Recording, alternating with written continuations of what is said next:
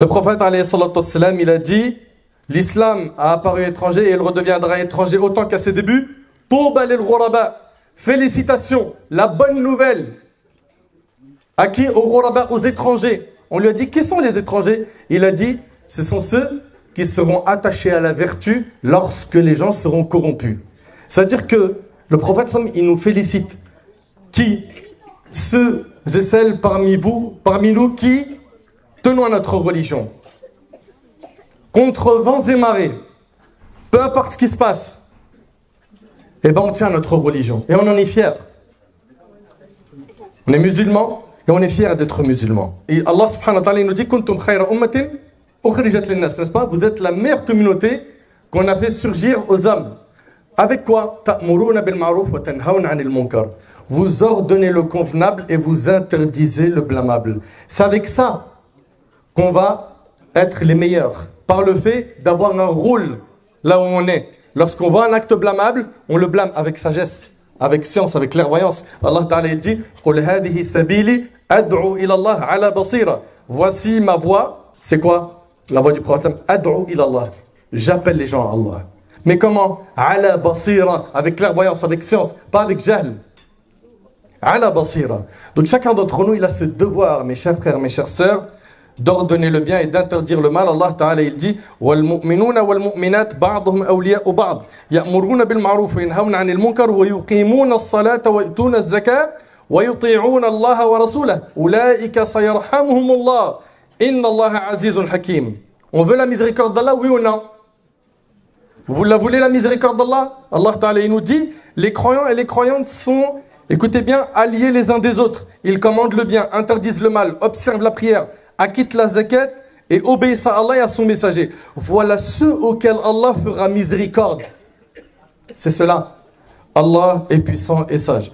Et vous connaissez tous par cœur le hadith d'Abi Sa'id al-Khudri qui est rapporté par Muslim, dans lequel le prophète alayhi salatu wassalam a dit Man ra'a minkum munkara falyughayyirhu biyadihi. Quiconque voit un acte blâmable, qu'il le change avec sa main. S'il ne peut pas, avec sa langue. Qu'il dise stop, c'est de la médisance, c'est haram. Stop, tu es en train de manger l'honneur de ton frère. Arrête avec la propagation du haram, etc. etc. Dans le hadith, le prophète a dit celui qui voit un acte blâmable, qu'il le change avec sa main. S'il ne peut pas, avec sa langue. Et s'il ne peut pas, avec son cœur. Et c'est le plus petit degré de la foi. Et ce plus petit degré de la foi, il a disparu chez énormément de musulmans. Ils en sont arrivés à un stade où ils voient le haram et ça ne lui fait rien dans son cœur. Ça ne bouge pas. Et qu'est-ce qu'il te dit ou qu'est-ce qu'elle te dit? Mais tout le monde le fait, arrête, ça te choque. Et alors? Ça y est, maintenant, c'est la norme. Oh, toi, t'es à l'ancienne. Eh frère, on est en 2023. Donc, on doit accepter le haram, c'est ça? C'est plus on va avancer dans le temps, plus on doit faire des concessions dans le din, plus on doit accepter le haram, le blâmable. Ça ne va pas la tête. Et le prophète, alayhi salatu wassalam, dans le hadith rapporté par Muslim, Sulub ibn Mas'ud radiyallahu anhu, a dit il n'est pas un prophète envoyé par Allah dans une communauté avant moi sans que celui-ci n'ait eu au sein de sa communauté des apôtres et des compagnons qui suivirent sa tradition et se conformèrent à son commandement. Puis leur ont succédé des générations qui disaient ce qu'elles ne faisaient pas et faisaient ce qu'elles ne leur avaient pas été commandé. Celui qui les combat par sa main est un croyant. Donc celui qui va changer le mal avec sa main est un croyant, nous dit le prophète. Celui qui les combat par sa langue est un croyant. Et celui qui les combat par son cœur est croyant. Par contre, après cela, il ne reste même pas un grain de moutarde de foi.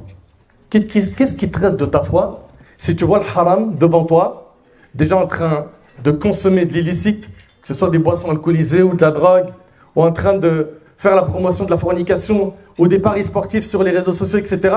Qu'est-ce qui te reste de ta foi si tu vois le mal et ton cœur il bouge même pas? Qu'est-ce qui te reste? Et écoutez attentivement ces hadiths qui sont vraiment, subhanallah, très durs à entendre. Selon Jarir ibn Abdullah radiyallahu anhu, il dit qu'il a entendu le prophète alayhi salatu wassalam dire lorsqu'un homme se trouve parmi des gens et fait des mauvaises actions parmi eux. Soyez attentifs s'il vous plaît. Lorsqu'un homme se trouve parmi des gens et fait des mauvaises actions parmi eux, qui ont la capacité de le modifier. Donc les gens, ils ont la capacité de l'arrêter. Et qu'ils ne le font pas. Ils se taisent. Ah, c'est mon pote, vas-y, Malish. Tranquille, il le fait pas tout le temps. Ah, c'est pas grave. Il y a pire. J'ai honte. J'ai honte. Celle-là, on l'entend de plus en plus. Ceux qui font le haram, ils gonflent le torse, ils bombent le torse. Ils marchent, ils font la promotion du haram et ils disent qu'est-ce qu'il y a? T'es pas content? Et toi, qui appelles Allah, tabaraka wa ta'ala, t'as honte? T'as honte du message d'Allah, tabaraka wa ta'ala? Il dit, alayhi salatu wassalam,